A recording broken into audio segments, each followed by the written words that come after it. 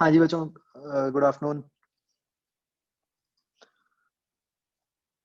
Exercise 2 में बच्चों क्या डिस्कस करना है? First question. इसमें हाँ लिमिट दी होनी चाहिए ना कि एक्सेलरेशन एवरेज कहाँ से कहाँ ले रहे हैं हम।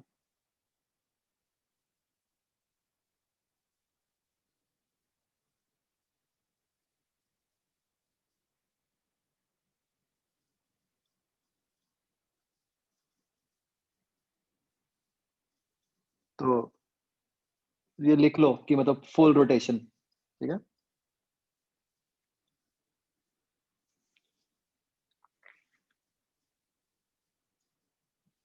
इसके आगे -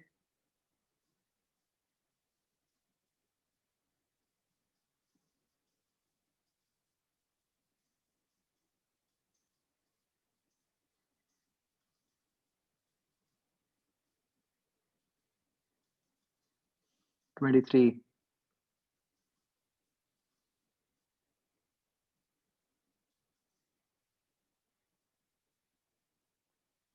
the following quantities may remain constant।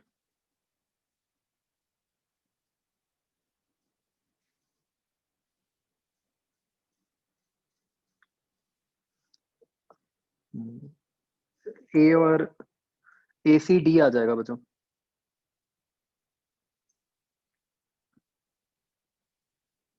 23 में सी भी आ सकता है। समझ रहे हो कैसे? जैसे नॉर्मल प्रोजेक्टाइल है, आप ग्राउंड से फायर करो तो होता तो उसका भी कर्व पाथ ही है, लेकिन एक्सेलरेशन कांस्टेंट है।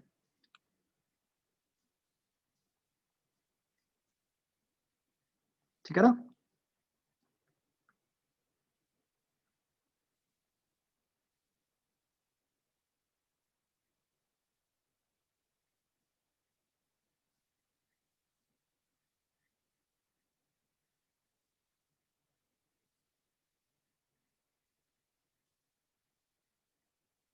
नाइन्थ क्वेश्चन में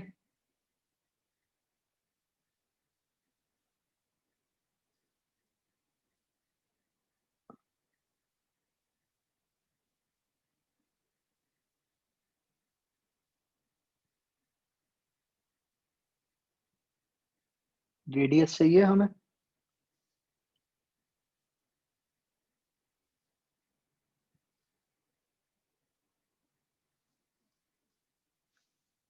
नाइन्थ में बच्चों 1 मीटर है रेडियस।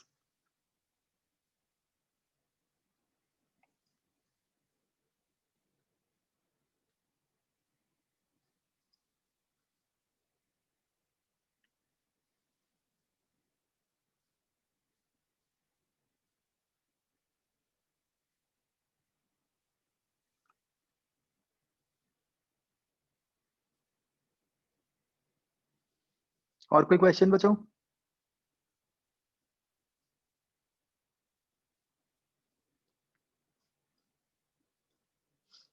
बाकी डन।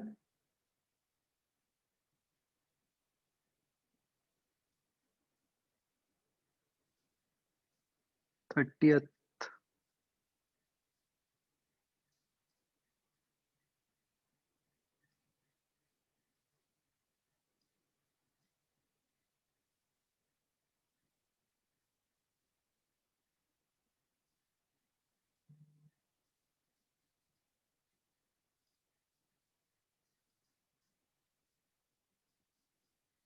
इसका ए आना चाहिए 30th का।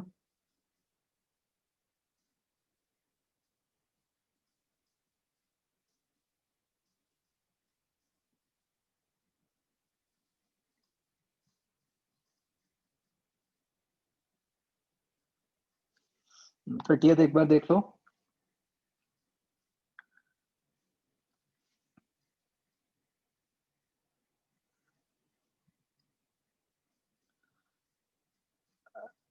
एल लेंथ की रॉड को हम घुमा रहे हैं, एंगुलर स्पीड ओमेगा। तो अब बच्चों मान लो हमें निकालनी है टेंशन एट L/4।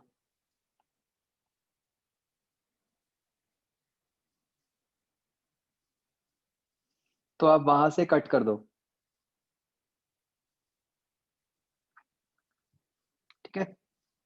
तो अब देखो क्या करना है आपको। आप ये रिमेनिंग जो रॉड है उसका फ्री बॉडी डायग्राम बनाओ।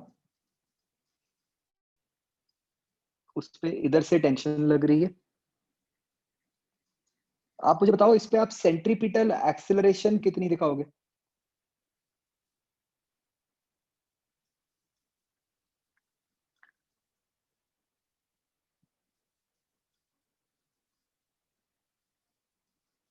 सेंट्रीपिटल एक्सेलरेशन क्या होगी?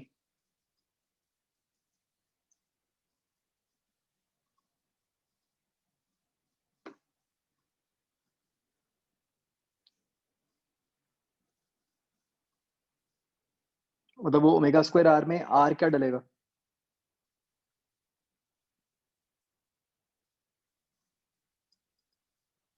ये जो रॉड का राइट साइड वाला एंड है उसके लिए।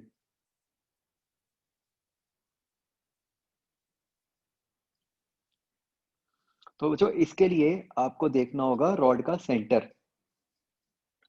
की कि जो सेंटर है वो कितने रेडियस में घूम रहा है।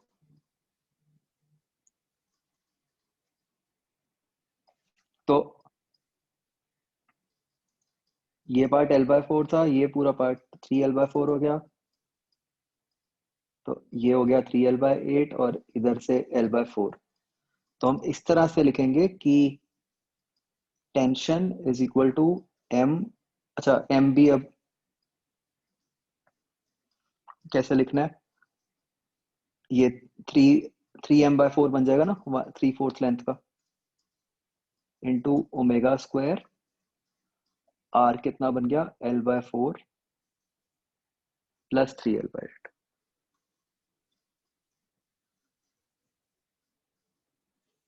ठीक है, ये मैं इसीलिए बता रहा हूँ कि आपने कुछ गलत भी माना होगा तो भी आंसर तो निकल ही आएगा आपका। बट तरीका ये है।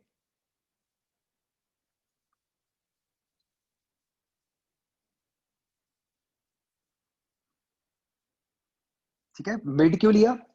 क्योंकि जो रॉड है उसके अलग अलग पॉइंट्स तो अलग अलग रेडियस का सर्कल बना रहे हैं ना।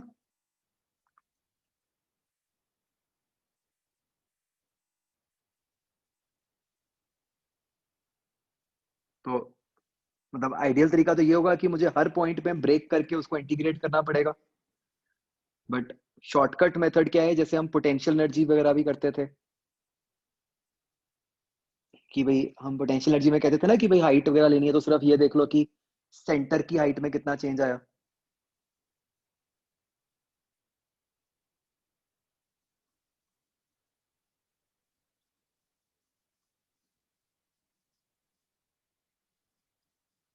तो इसी तरीके से हम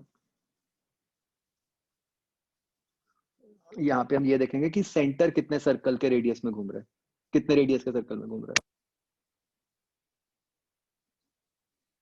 लीनियर वाला क्या कह रहे होते थे, क्या करते थे?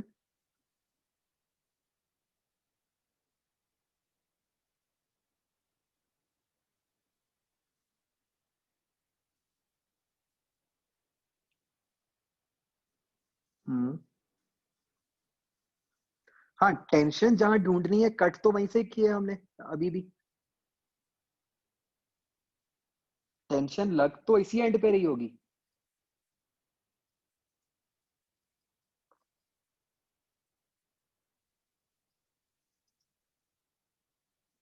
बट अब आप सोचो, अब आप राइट साइड वाली बॉडी को देखो। इस राइट साइड वाली बॉडी को कितनी फोर्स चाहिए? ये राइट साइड वाली बॉडी के तो अलग अलग पॉइंट्स अलग अलग रेडियस के सर्कल में घूम रहे हैं ना।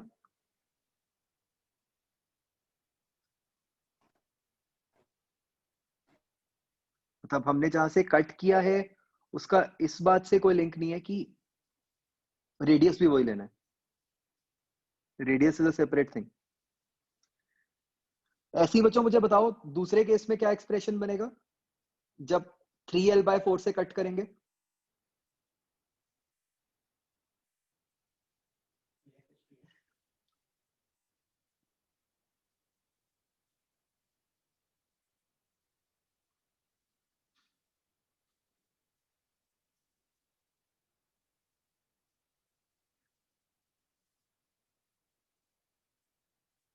क्या जाएगा अंदर, बताओ मुझे ब्रैकेट के।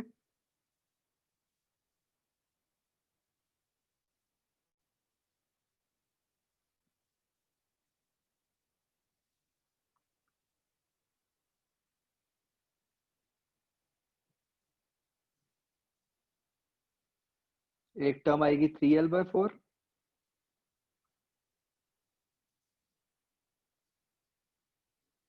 और एक टर्म आएगी L/8।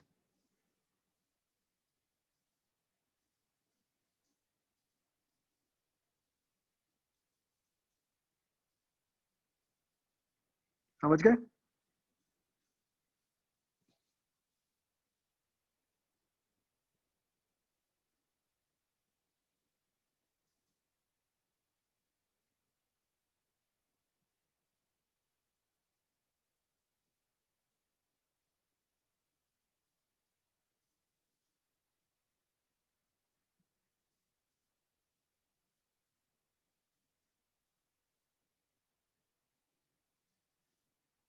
ओके, ठीक है, बाकी तो सारे हो ही गए है ना।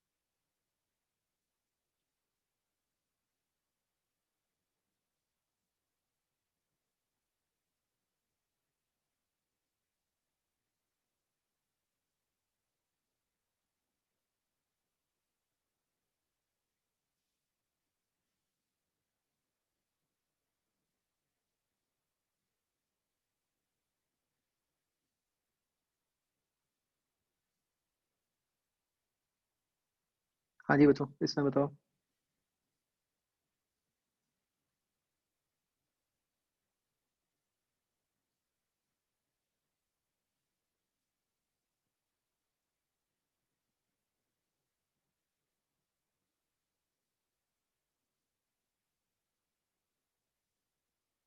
कौन सा पार्ट करना था?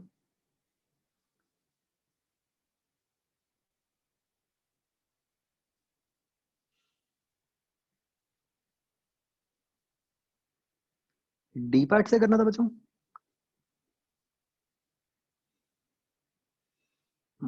डी में बताओ।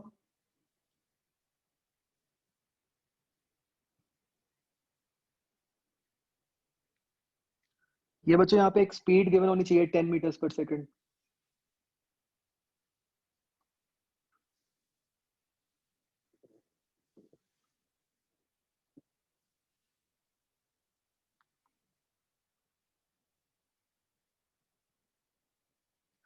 फिर हो जाएगा अगर स्पीड गिवन है।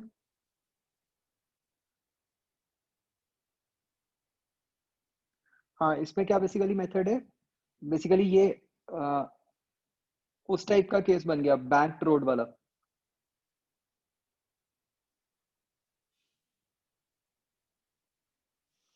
मतलब ये इस तरीके की सिचुएशन है कि एक ट्रैक ऐसे है, एक ट्रैक ऐसे है। आपकी जो ट्रेन है, इट इज लाइक दिस।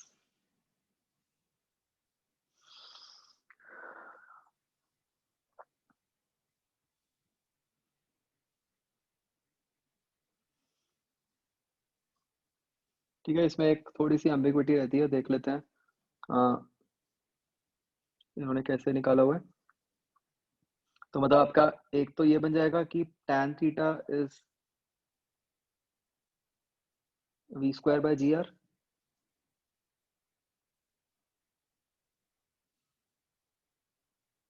अब डिस्टेंस बिटवीन द रेल्स आपको दिया हुआ है 1.5, तो ये लेंथ हो गई 1.5, ये हाइट h निकालनी है।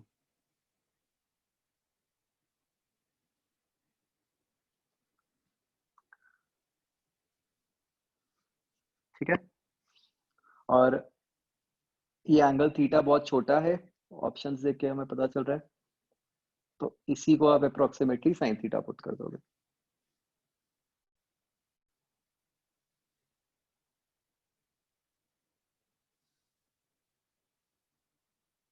समझ आया?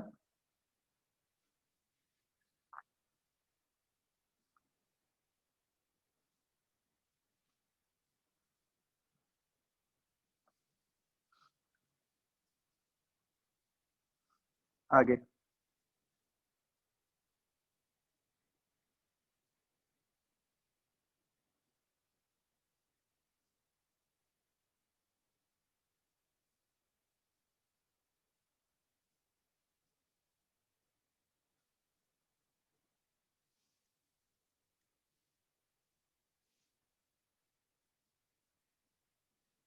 Fourteenth question.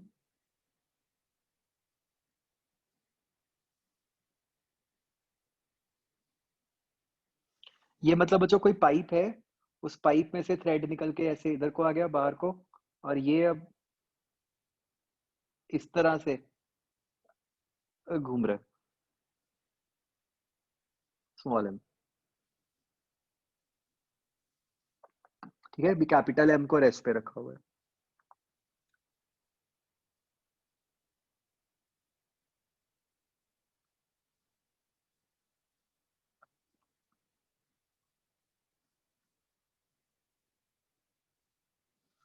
आगे बचाओ।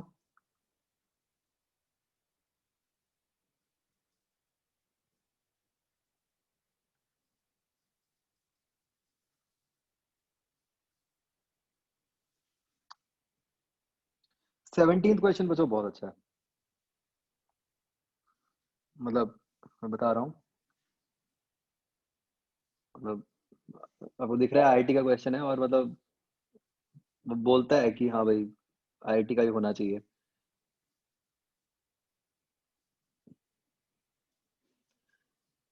मतलब कैसे उन्होंने हर चीज मिक्स कर दी क्वेश्चन में, आप देखो।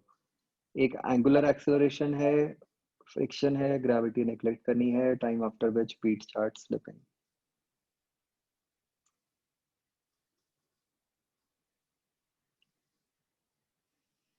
तो ऐसे भाई एक रॉड है जो कि एक एंगुलर एक्सेलरेशन अल्फा से घूम रही है। ठीक है।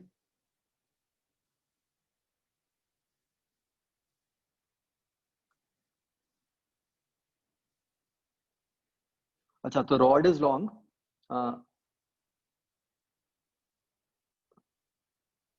जो बीड है that is at a distance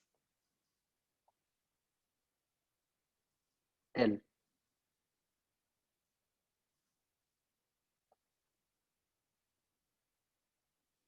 ठीक है। तो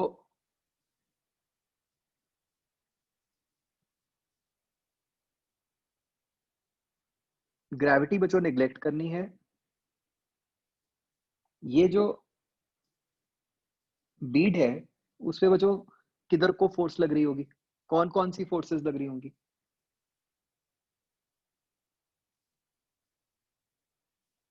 आप ये समझ सकते हो कि उसके ऊपर अंदर वाली साइड से एक ऐसे नॉर्मल रिएक्शन लग रहा होगा रॉड के कारण।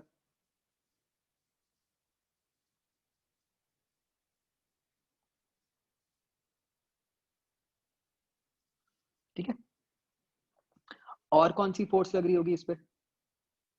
Friction force. किधर को?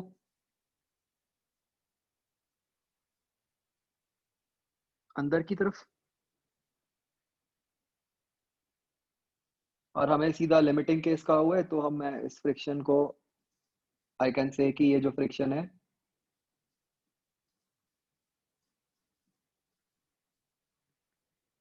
That will be mu S into N.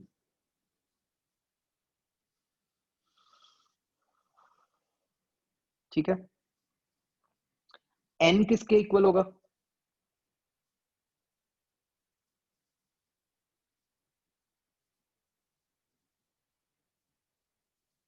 N should be equal to mass times जो इसकी एक्सेलरेशन ऊपर की तरफ होगी। और इसकी एक्सेलरेशन ऊपर को कितनी होगी, जो इस पोजीशन पे रॉड की एक्सेलरेशन होगी ऊपर को, मतलब ये कौन सी एक्सेलरेशन हुई बच्चों?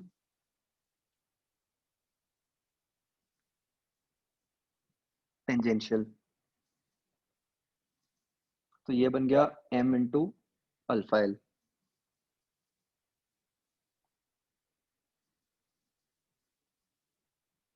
तो तो,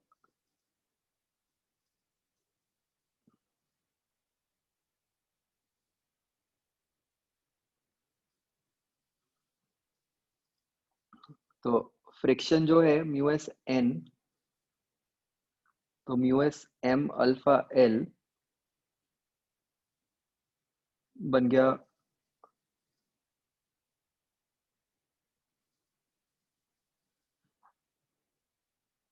एम ओमेगा स्क्वायर एल के इक्वल।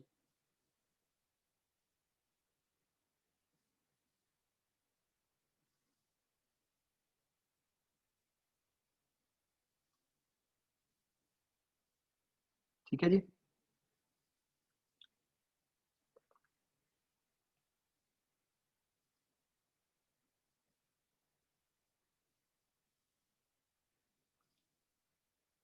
तो ओमेगा की वैल्यू आ गई रूट ऑफ म्यू अल्फा।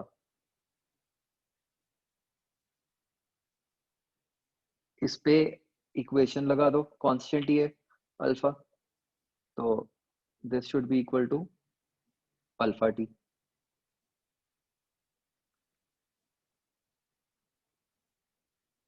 तो टी क्या बन गया, root of mu by alpha.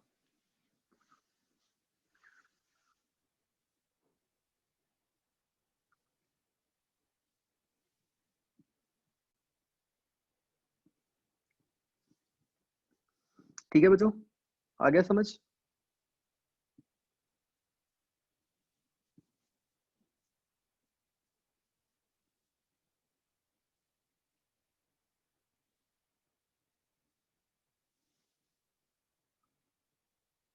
आगे बच्चों, तो मतलब ऐसा नहीं कि कोई बहुत ग्रेट क्वेश्चन है, बट आप देखो स्टिल इसके अंदर टेंजेंशियल एक्सेलरेशन, सेंट्रीपिटल एक्सेलरेशन और इक्वेशंस ऑफ मोशन तीनों यूज हो गए, है ना?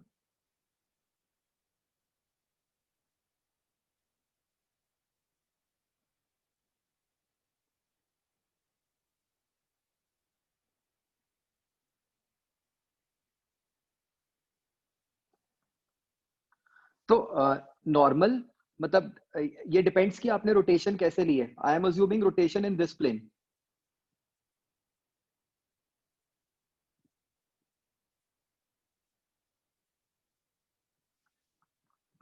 तो ये बच्चों 2000 में ऑब्जेक्टिव क्वेश्चन कैसे आया हुआ है? तो ये एक्चुअली क्या था, जो पहले ना, जब जब मतलब 2000 ईयर में जो सिस्टम था, एक पेपर होता था A I triple E. A I triple E is what you call JEE Mains now.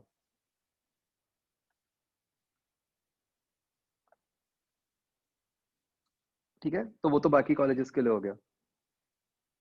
जो आईआईटी का एग्जाम होता था, वो इटसेल्फ दो टाइप्स का होता था, एक स्क्रीनिंग और एक मेंस। तो जो आईआईटी का पेपर था उस टाइम पे उसको जेई मेंस बोलते थे। तो ये बड़ी कंफ्यूजिंग नोमेनक्लेचर है कि मतलब, तो जो पहले जेई मेंस होता था, that was the exam for getting admission to IIT.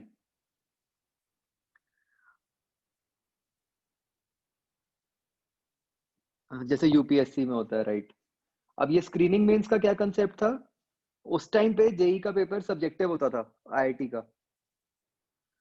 तो what they used to do is कि ये स्क्रीनिंग वाला टेस्ट होता था दिसंबर में, ये ऑब्जेक्टिव होता था।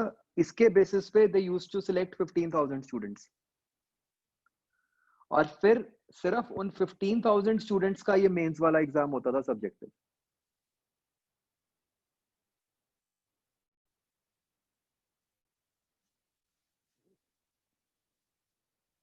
तो ये मतलब 2005 तक ये कंसेप्ट चला था।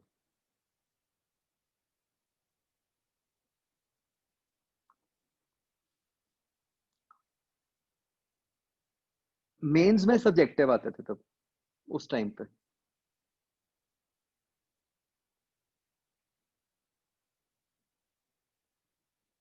यस, सब्जेक्टिव वाले तो कंपैरेटिवली ज्यादा टफ होते थे। मतलब उस टाइम पे सब्जेक्टिव क्वेश्चंस जैसे पता कैसे होते थे, मतलब जैसे ये 2 आवर्स का पेपर होता था सब्जेक्टिव, और उसमें 10 क्वेश्चंस आते थे पर सब्जेक्ट।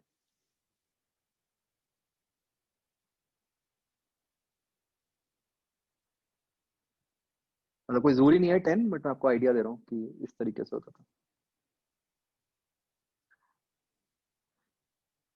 ये कुछ साल इन्होंने ऐसे चलाया था स्क्रीनिंग वाला कंसेप्ट। 2006 ऑनवर्ड्स तो स्क्रीनिंग बंद हो गया था। और मैं ईयर भूल गया, पता नहीं 2000 था या उससे पहले था, 1999 था। उससे पहले स्क्रीनिंग नहीं होता था। बट उससे पहले क्या होता था कि जो पेपर होता था वो एक ही पेपर होता था, उसी के दो पार्ट्स होते थे, ऑब्जेक्टिव और सब्जेक्टिव। वो होता एक ही दिन पे था, 3 घंटे का पर subject.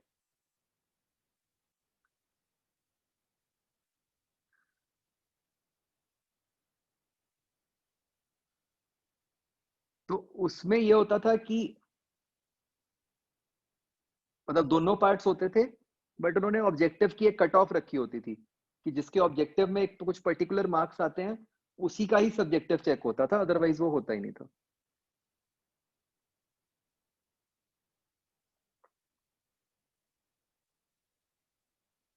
So keeps on changing.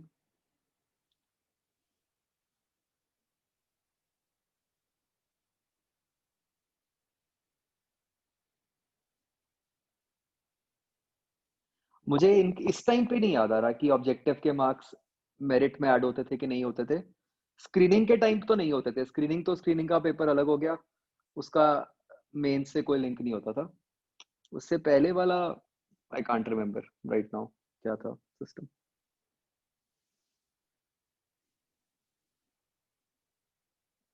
चलो बच्चों आगे।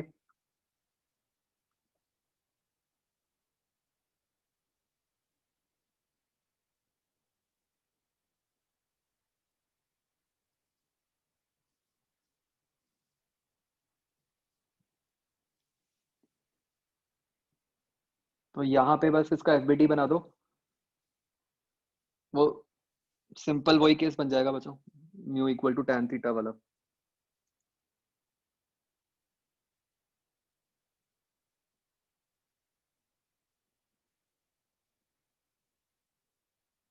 ठीक है, फोर्सेस को करो ब्रेक।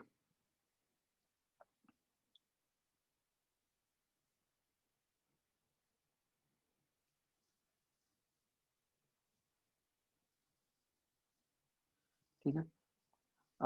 ये बच्चों ई का फिफ्थ हो गया था।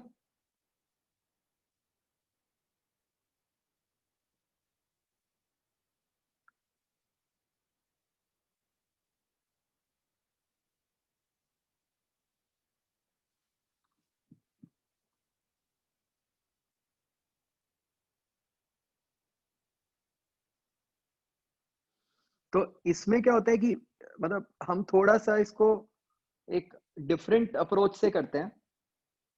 मतलब अगर आप उसको लोएस्ट पोजीशन पे ही मानोगे और फिर ट्राई करोगे कि कोई कंडीशंस बनाए, तो नहीं बनेंगी। क्योंकि कि जब आप इसको ऐसे मान रहे हो कि ये इस तरह से रिंग है, ये घूम रही है, और अगर आप अभी बीड को लोएस्ट पोजीशन पे ही रख लोगे, फिर तो कोई सर्कल बन ही नहीं रहा। तो फिर तो आपकी कोई इक्वेशन ही नहीं बनेगी ना, फिर तो आप सीधा यही कहोगे बस कि लोएस्ट पोजीशन पे क्या हो रहा है कि एम जी नीचे लग रहा है, नॉर्मल रिएक्शन ऊपर लग रहा है, और कुछ तो आया ही नहीं।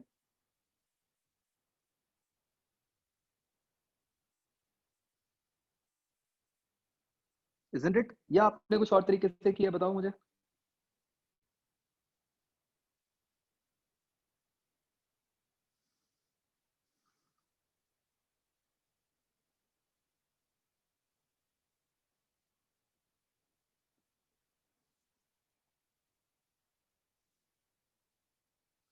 बताओ भाई, जिसका हो गया। मतलब अगर मैं लोएस्ट पे ही रख के कोई इक्वेशंस बनाऊंगा तो बनेंगी कुछ? नहीं बनेगी, राइट? तो फिर आप क्या करोगे कि आप ये मान लेते हो कि चलो वो, मान लो वो किसी एंगल थीटा पे है, राइट?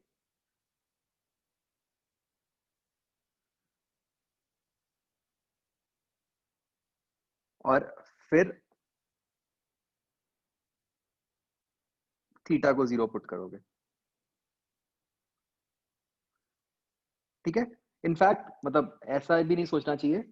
मतलब देखो, तरीका क्या है।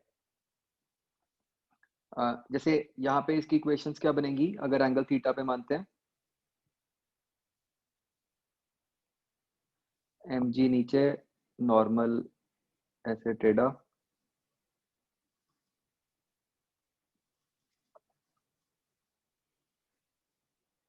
सेंट्रीपिटल एक्सेलरेशन लेफ्ट को।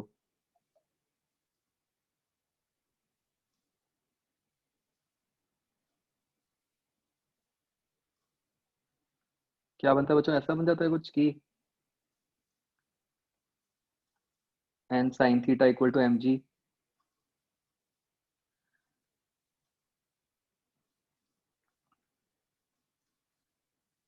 N cos theta equal to omega square R, R sine theta.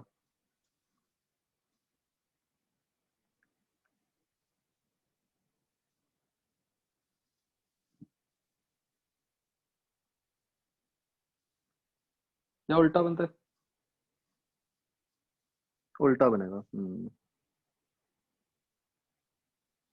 N cos theta equal to M G, N sine theta equal to omega square R sine theta. अब sine theta cut जाता है। अब जब आप इन दोनों equations को divide करते हो तो you get cos theta equal to G bye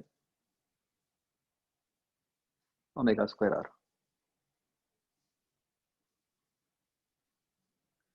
तो बच्चों अब हम क्या कर रहे हैं, बेसिकली हमें कॉन्ट्राडिक्शन चाहिए। हम ये नहीं बना रहे थे कि, ध्यान से समझो, मैंने कहा कि मान लो वो किसी एंगल थीटा पे है तो ये कंडीशन सेटिस्फाई होनी चाहिए, ठीक है? अब मुझे इसको कॉन्ट्राडिक्ट करना है। मतलब देखो, धक्के वाला मेथड क्या है कि आपने ये रिजल्ट निकाला, अब इसमें आपने थीटा को जीरो पुट कर दिया और उससे निकाल दिया आंसर, और इनइक्वालिटी के बारे में तो सोचा ही नहीं कि चल ठीक है, आंसर तो बन गया,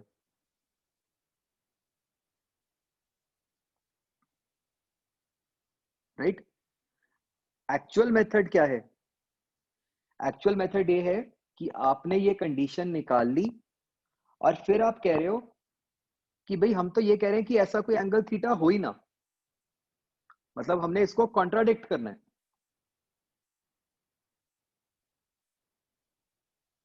तो कॉन्ट्राडिक्ट कैसे होगा? अगर आप इस एक्सप्रेशन को greater than equal to one कर दोगे।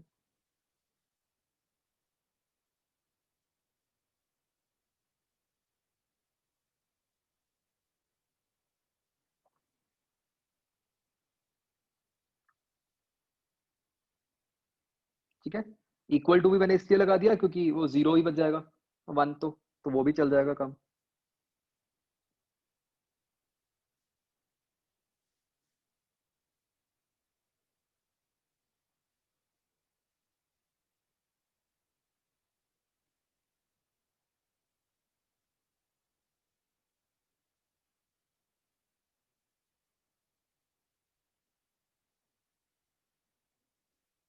तो जब हमने ये कॉन्ट्राडिक्शन की तो इससे ये आ गया कि omega is less than equal to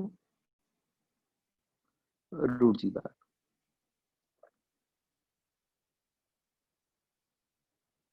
क्या ये बात समझ आ रही है बच्चों? मतलब cos थीटा को मैं greater than equal to 1 put कर रहा हूं।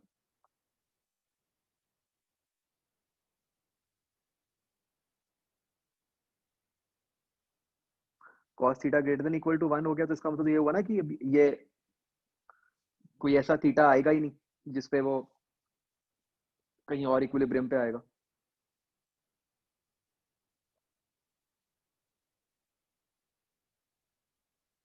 जैसे हमने काइनेमैटिक्स में नहीं किया था क्वेश्चन, जैसे वो कोई दो बॉडीज के मीट करने वाला क्वेश्चन था। तो तो वहां पे हमने क्या कहा था कि मान लो कोई टाइम जब वो मिलते हैं और फिर वो टाइम में क्वाड्रेटिक बनी और फिर हमने कहा कि उसका डिटर्मिनेंट लेस देन 0 कर दो। डिटर्मिनेंट नहीं, डिस्क्रिमिनेंट। नहीं, क्या होता है? डिस्क्रिमिनेंट, हाँ।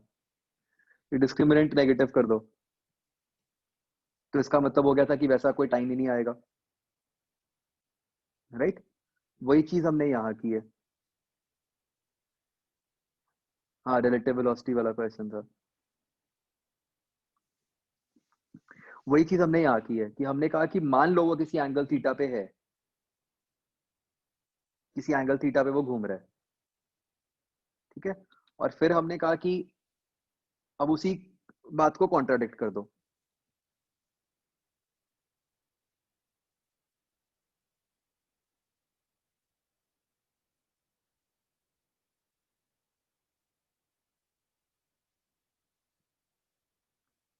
ठीक है, और इक्वल टू 1 क्यों लिया? वो अब उसके दो रीजन हो सकते हैं। एक तो ये है कि हम थीटा इक्वल टू 0 तो हमें पता ही है कि आ, हो ही जाएगा।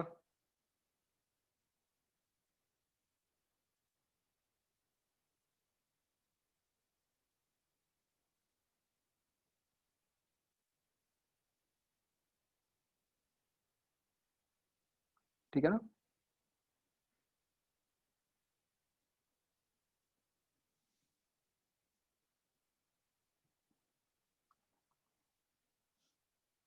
मैथमेटिकली यस, हमें आइडियली एक केस बनाना पड़ेगा,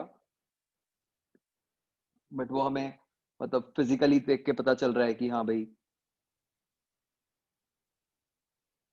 कि उस पर कोई चक्कर नहीं पड़ेगा। है ना? आगे बचो।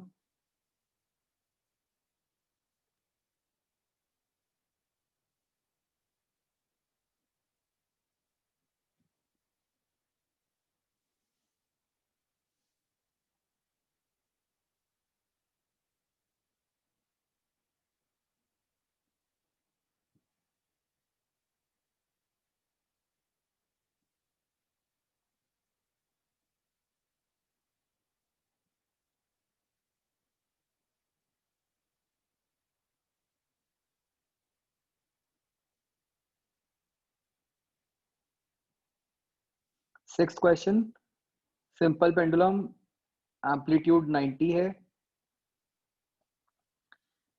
एंगुलर एम्पलीट्यूड 90 देने का क्या मतलब है बच्चों? कि वो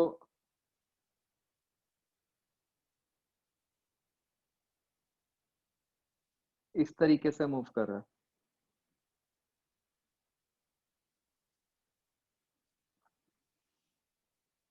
ठीक है, तो बस अब आपने क्या करना है भाई? हम कह रहे हैं कि उस इंस्टेंट पे एक्सेलरेशन जो है वो वर्टिकल है,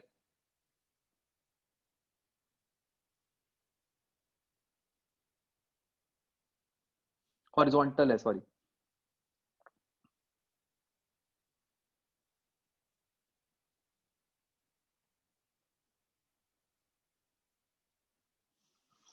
तो अगर एक्सेलरेशन हॉरिजॉन्टल है तो इसका मतलब एक्सेलरेशन का वर्टिकल कंपोनेंट 0 है। तो मतलब वर्टिकल डायरेक्शन में तो फोर्सेस बैलेंस हो ही रही होंगी पक्का।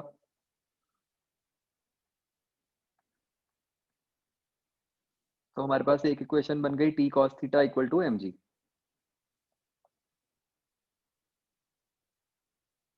राइट। बस फिर अब सेंट्रीपिटल डायरेक्शन पे आ जाओ। सेंट्रीपिटल डायरेक्शन में अब क्या बन गया कि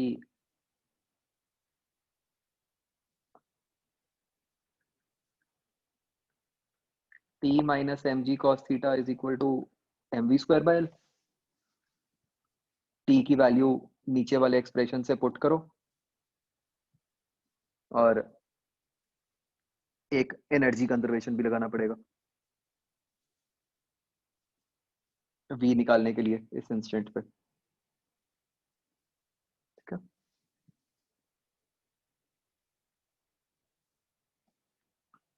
इसके आगे बचो।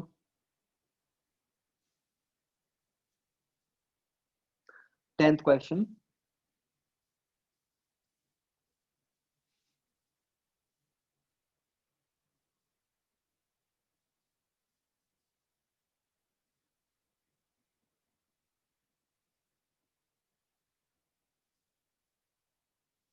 तो ये बच्चों कुछ इस तरीके की सिचुएशन है।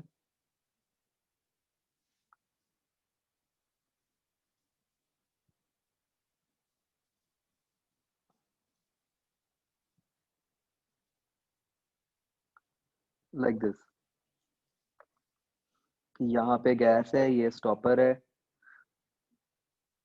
इसको हीट किया तो ये स्टॉपर इधर को निकल गया और टेस्ट ट्यूब ने ऐसे पूरा वर्टिकल सर्कल कंप्लीट कर लिया।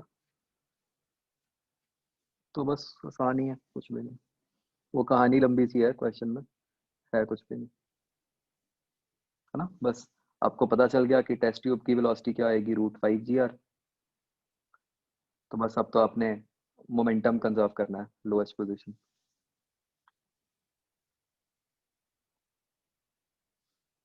आगे बचो।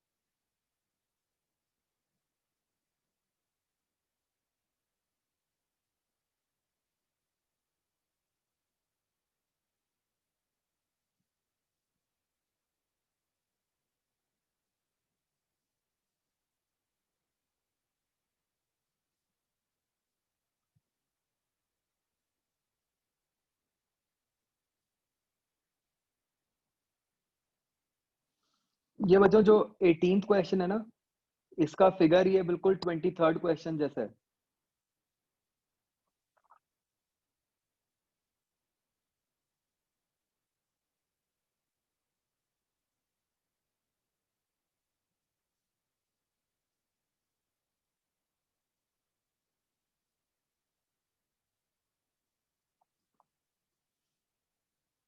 तो मतलब कुछ डिफरेंट नहीं है, बस अगर 23rd हो रहा है तो वो भी हो ही जाएगा 18th। कुछ खास नहीं है उसमें, ठीक है।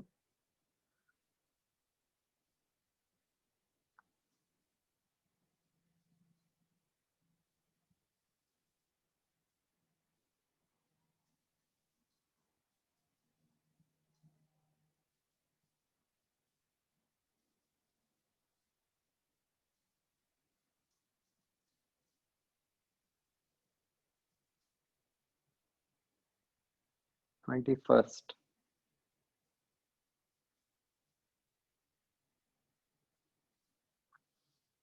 21st में ये कौन से मास की बात कर रहे हैं, किसको वेलोसिटी दी हमने।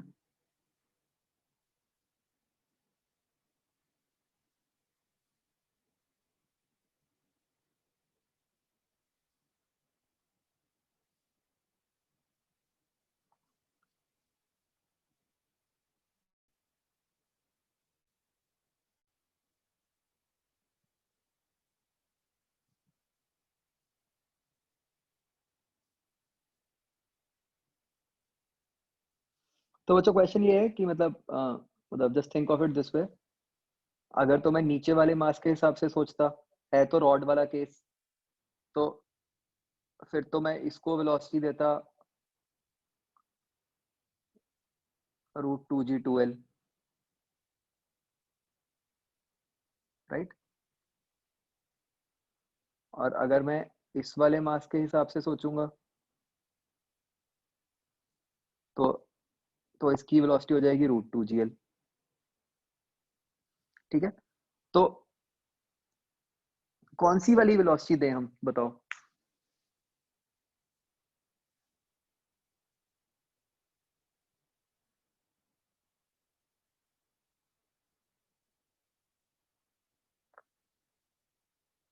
बताओ भाई।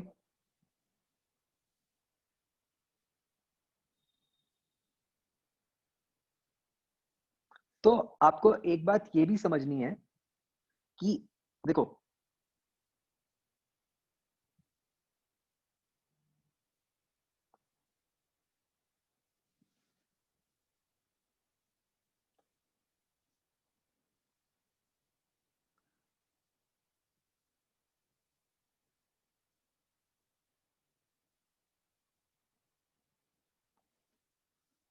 कि अगर हम नीचे वाले को वेलोसिटी दे दें, ये वाली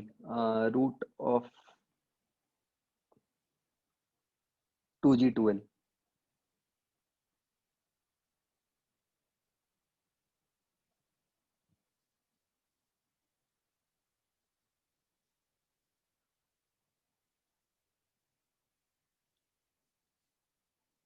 थोड़ी तो अजीब है फ्रेमिंग इस क्वेश्चन की, कुछ सेंस ही नहीं बन रही।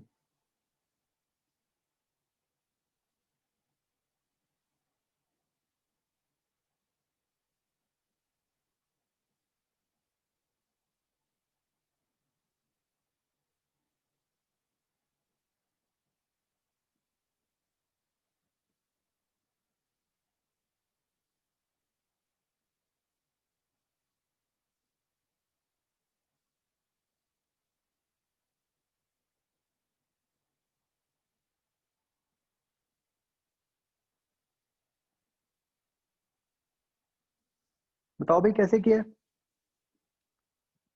क्या मान के किया आपने।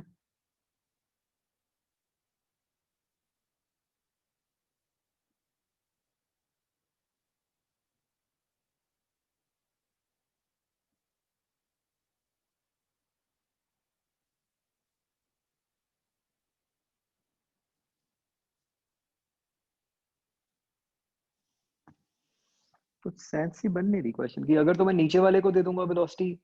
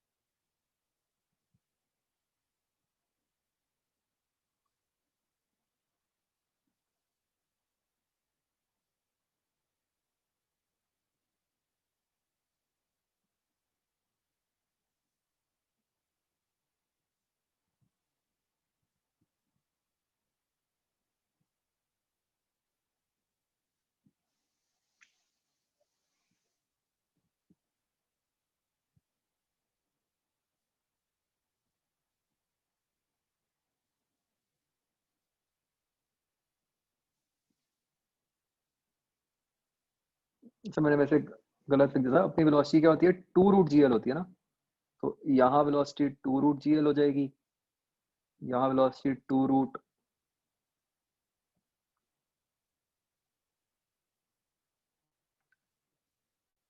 2√g2l हो जाएगी।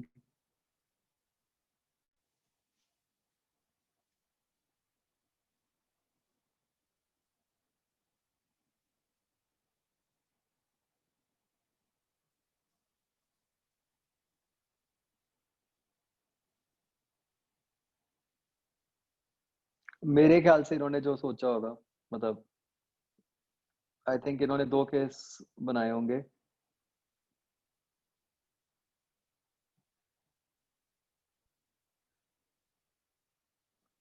कि हम माने, एक केस में हम माने कि जो लोअर वाला मास है उसको उसकी क्रिटिकल वेलोसिटी दे दी, तो ये बन गई 2√G2L। और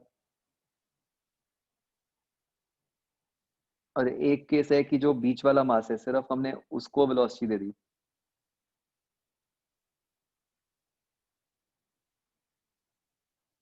2√GL।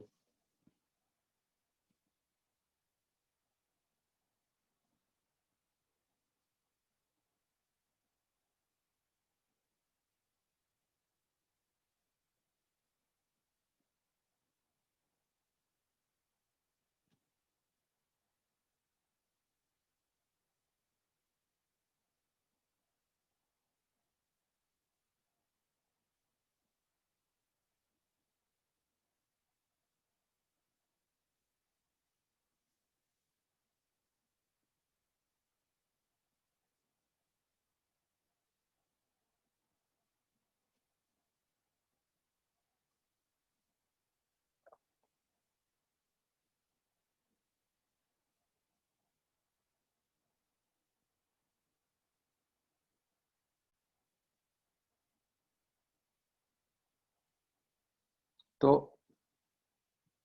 आई थिंक वो ये कहना चाह रहे होंगे कि अगर हम राइट साइड वाला केस लेते हैं,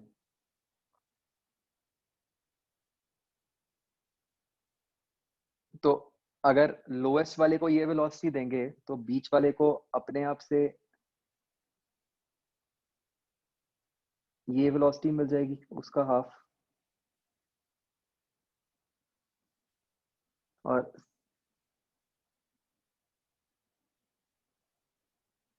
इस वाले केस में इसको मिल गई 4√GL, उसका डबल। ठीक है, तो बताओ किस केस में सर्कुलर मोशन कंप्लीट हो जाएगी।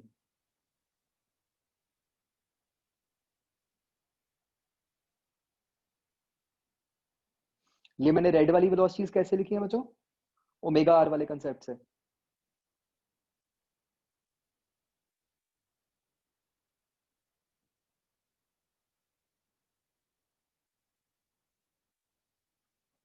तो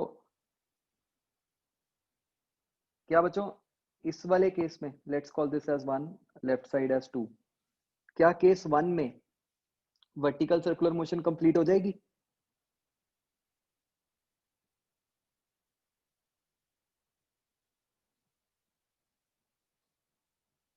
नहीं होगी, क्योंकि आप देख सकते हो जो ऊपर वाला मास है उसको जो वेलोसिटी मिल रही है वो तो उसकी रिक्वायर्ड वेलोसिटी से कम मिल रही है ना,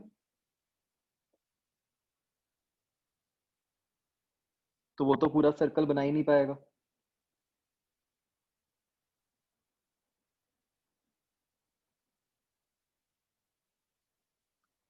सेकंड वाले केस में क्या हो रहा है कि हमने बीच वाले मास को क्रिटिकल वेलोसिटी दे दी, तो उस कारण से जो नीचे वाले मास को वेलोसिटी मिल गई 4√GL, वो तो उसकी क्रिटिकल वेलोसिटी से ज्यादा ही है,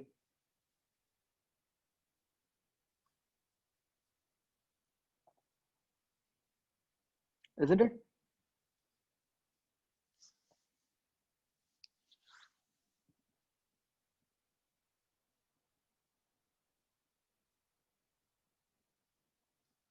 तो इसलिए सेकंड वाले केस में सर्कुलर बन जाएगी।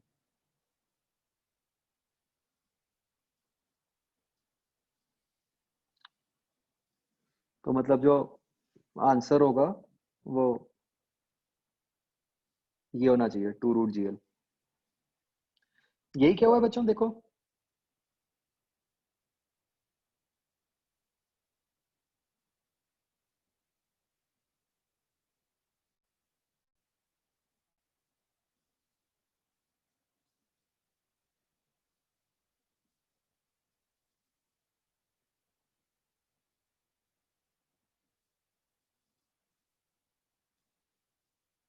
आंसर √48/5 GL है।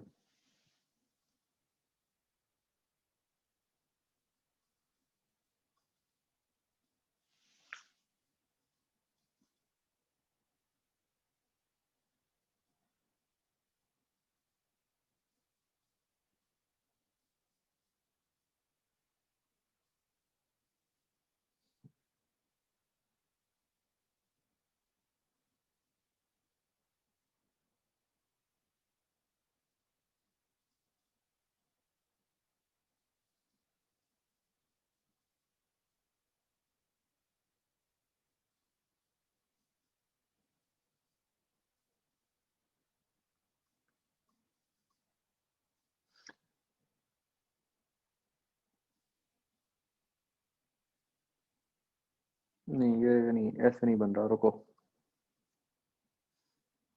इसमें एक और चक्कर भी है, मैं आपको बताता हूँ।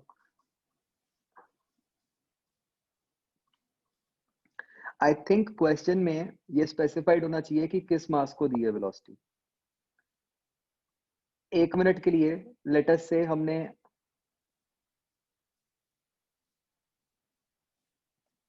लोअर मास को दे दी, ठीक है, एक बार इसके लिए निकालते हैं।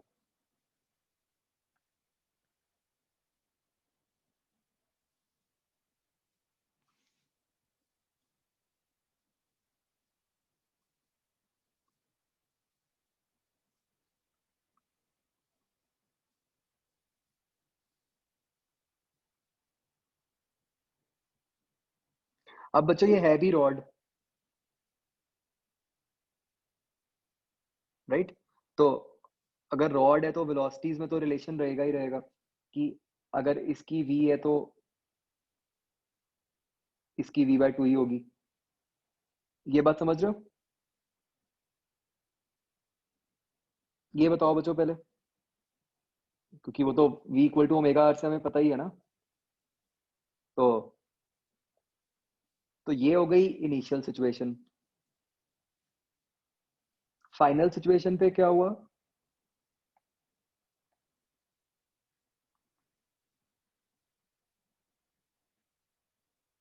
ऐसे रॉड ऊपर पहुंच गई और अब 0 हो गई इसकी स्पीड।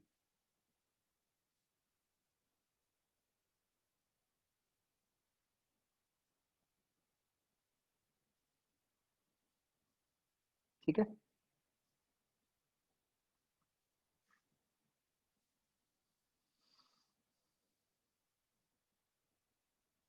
तो ऑब्वियसली एक मास पूरा ऊपर पहुंच गया, एक मास बीच में है कहीं।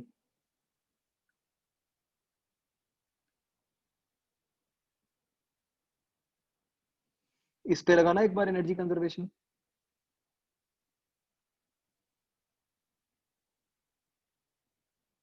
इससे देखो क्या आ रहा है।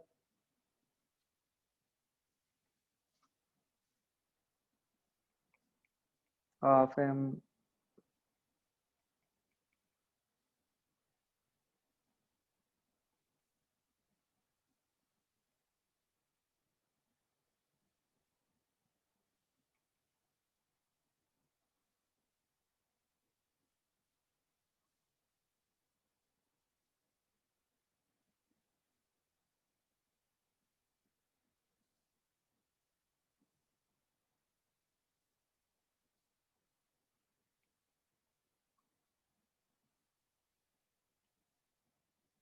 ये वही बन गया ना जो आप कह रहे थे, 48/5।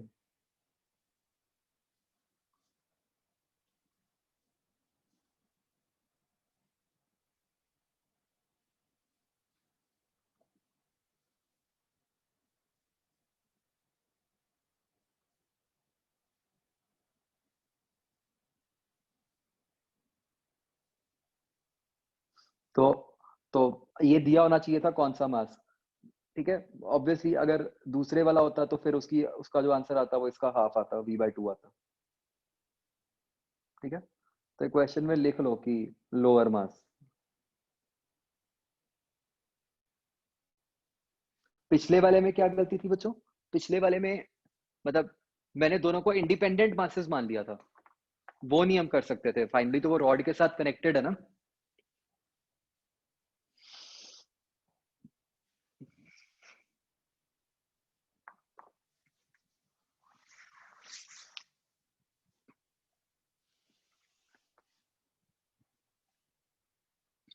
ठीक है जी, आगे बचाओ।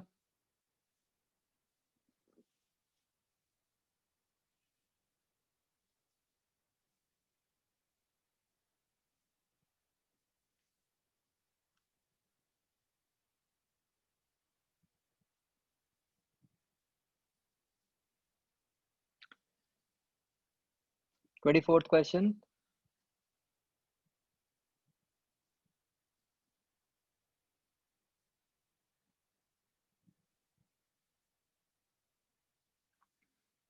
तो बस आपको बताना है कि एक तो आपको ये कह दिया कि ये क्रिटिकल वेलोसिटी वाली वेलोसिटी है, ये वेलोसिटी हो गई √5 GL।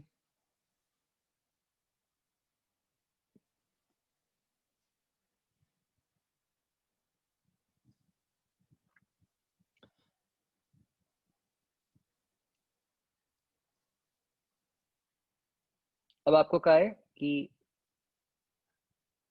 ऐसा एंगल जहाँ पे जो स्पीड है वो हाफ हो जाए। तो बेसिकली आपको उसकी एग्जैक्ट वैल्यू भी नहीं निकालनी, एक्सेप्ट फॉर वन केस। आपको तो बेसिकली यही बताना है कि वो किस रेंज में लाई करता है एंगल, कि π/4 से π/2 के बीच में करता है, π/2 से 3π/4 के बीच में करता है, 3π/4 से पाई के बीच में करता है। ठीक है, तो पहले तो बच्चों आप सीधा सीधा ये आइडिया लगा सकते हो कि पहले तो क्वाड्रेंट क्लियर कर लेते हैं, ताकि उसके हिसाब से हमारा आंसर में कोई गड़बड़ ना आए। तो मैं इस वाले पॉइंट सी पे एक बार निकाल लेता हूँ क्या स्पीड आएगी। तो यहाँ पे क्या आ गई बच्चों स्पीड, जब मैं एनर्जी कंजर्वेशन लिखूंगा, 0 is equal to ½ mv² -5 GL + mgl। Correct. तो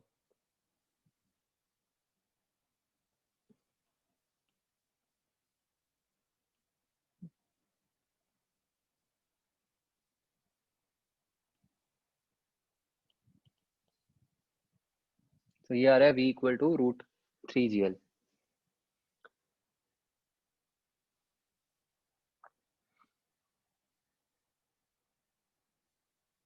हमें कितनी चाहिए, हमें चाहिए √5 GL/2, तो मतलब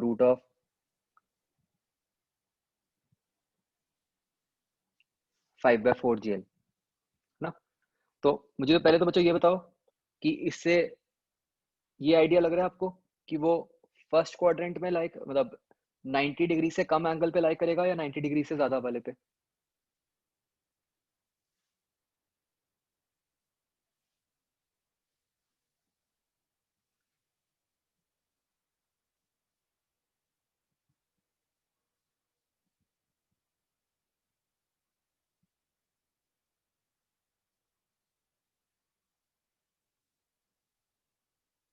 तो आप देख सकते हो कि 90 डिग्री तक तो √3 GL बनी है, हमें तो उससे भी और कम चाहिए, √5/4 GL चाहिए।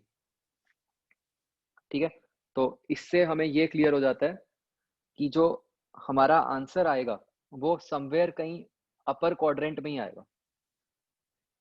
ठीक है, तो हमारे पास दो ऑप्शंस हैं कि π/2 से 3π/4 हो या 3π/4 से पाई हो। ठीक है, मैंने सिर्फ वो फर्स्ट स्टेप इसलिए किया ताकि हम अक्यूट एंगल्स में ही वर्क करें। मैं चाहता तो मैं सीधे लिख कर भी कर सकता था, उससे सीधा सीधा ही मतलब एक ही बार में भी आंसर आ सकता था। बट जैसे मैंने आपको बोला था कि हम अक्यूट एंगल्स में ही काम करें, इसलिए मैंने आपको ये मेथड बताया।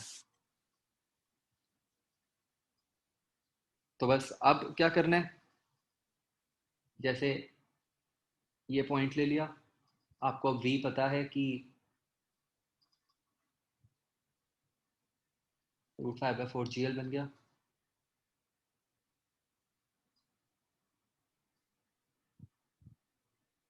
ठीक है, एंगल जैसे मर्जी ले लो, लेट से मैंने इस तरह ले लिया एंगल थीटा, इसको 5 बोल देते हैं। एंड बस ये याद रखना है कि बाद में इसमें 90 ऐड करना है।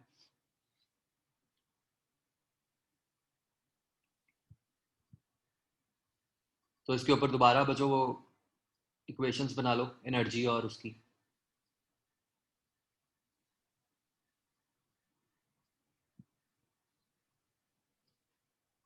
तो 0 is equal to ½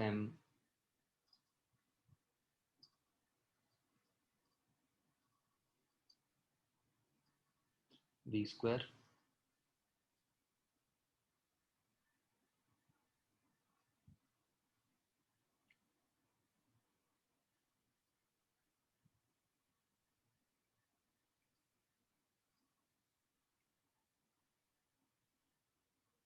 plus M G L into one plus sine theta, दूसरी बन जाएगी equation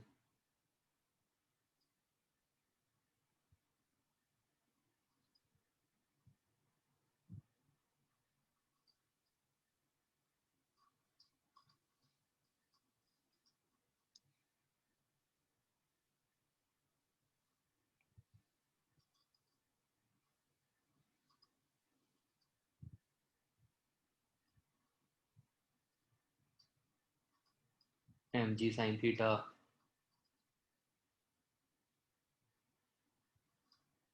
plus T is equal to M V square by are,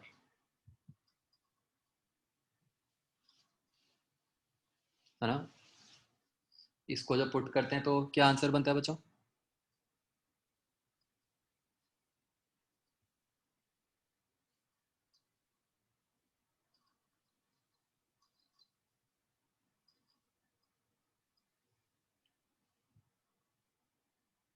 sine phi क्या आ जाता है?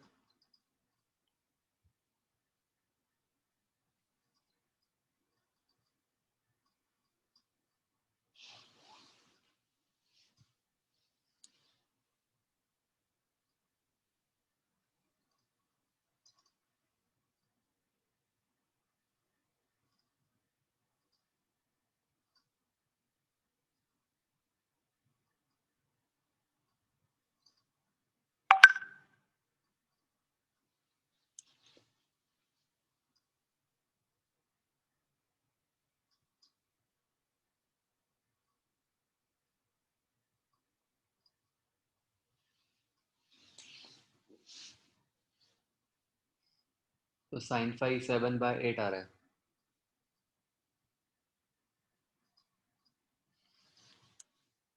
ठीक है, तो आप क्लियरली देख सकते हो कि ये वाला जो एंगल है, ये ये जो एक्सप्रेशन है 1/√2 से तो बड़ा ही बन रहा है।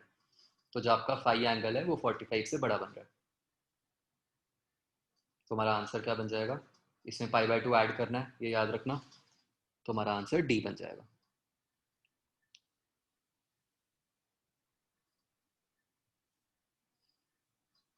ठीक है, थोड़ा इससे भी हिंट मिल रहा है आपको वैसे, कि जो हमारे को स्पीड चाहिए, दैट इज, मतलब स्क्वायर रूट के अंदर क्या है, 1.25 √GL है ना।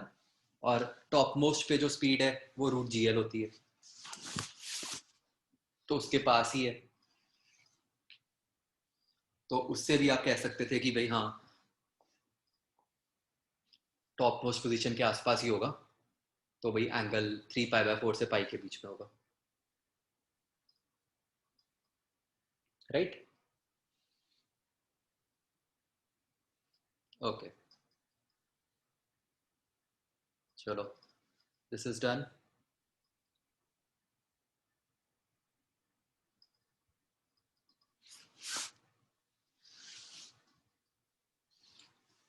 नेक्स्ट क्लास में बच्चों इसकी 3B करके लाओगे।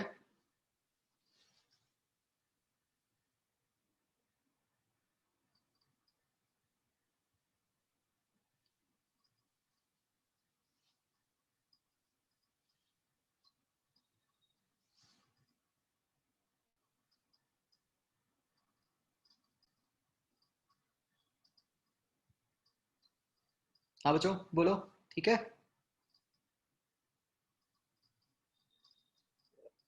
नेक्स्ट क्लास इसकी 3B करें।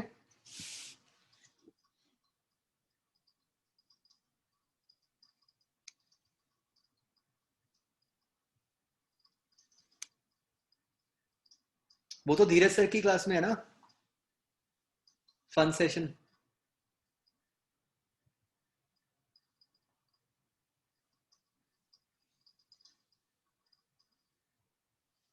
हाँ, सारे टीचर्स होंगे।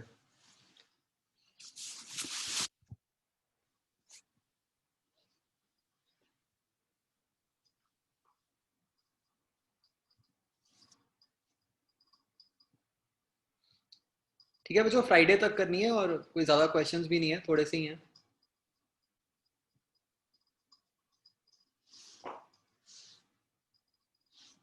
राइट, ठीक है, चलो, ओके देन बच्चों। बाय।